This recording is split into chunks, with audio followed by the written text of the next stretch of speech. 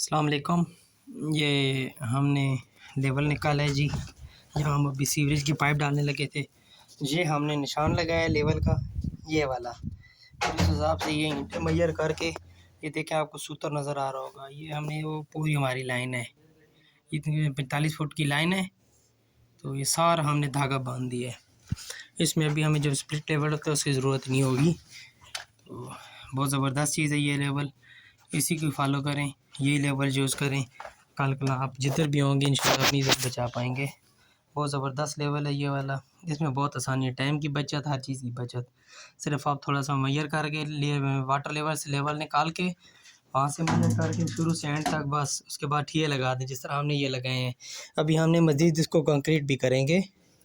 तो इस तरह मजबूती, पायदारी और अब सबसे बड़ी चीज़ कि इंसान की इज़्ज़त महफूज रहती है इस चीज़ से। तो एडवाइस समझ लें, जिस तरह बेहतर लगे। सलामत रहें, आबाद रहें, शाद रहें। अल्लाह।